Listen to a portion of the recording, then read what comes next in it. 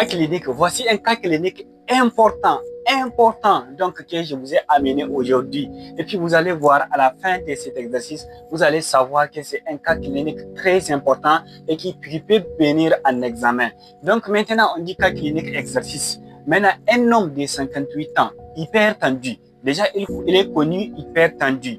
Donc, c'est-à-dire HTA, il a HTA. Donc, et pumeur, c'est un gros pumeur aussi.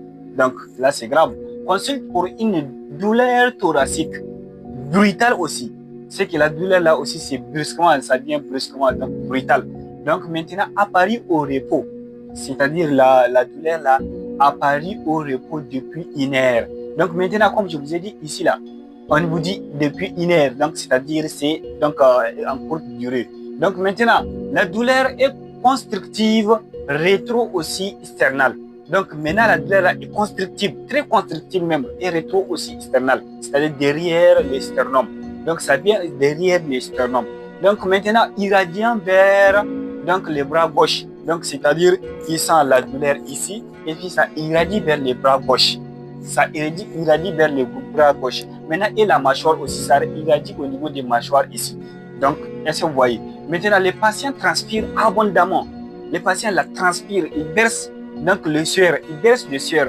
Donc maintenant, on dit qu'il est anxieux aussi. Donc il a l'état de nervosité ou bien l'état de l'inquiétude, quoi. Donc il est anxieux aussi. Maintenant, on demande, parmi tous ces signes-là, on vous a dit maintenant quel est le diagnostic le plus probable. Il faut imaginer des imprimés, comme je vous dis, toujours quand on vous donne donc, un texte comme ça, il faut essayer de souligner toutes les choses qu'il faut et de faire ressortir toutes les choses qu'il faut. Donc, dans un premier temps, il a déjà hyper tendu. Il est connu déjà hyper tendu. Maintenant, il est un gros pumeur aussi.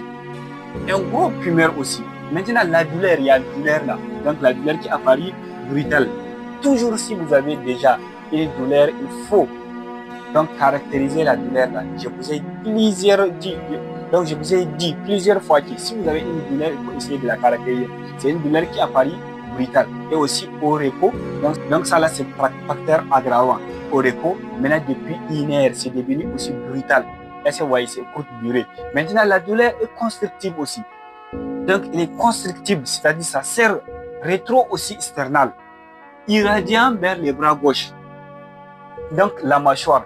Donc, les gars, à travers tous ces signes qu'on vous a donnés, donc ça vous oriente très forte probabilité vers une infarctus de myocarde, donc ou bien syndrome coronarien aigu, ou bien soit vous dites infarctus de myocarde, soit vous dites syndrome coronarien aigu. Donc, c'est déjà bon. Maintenant, les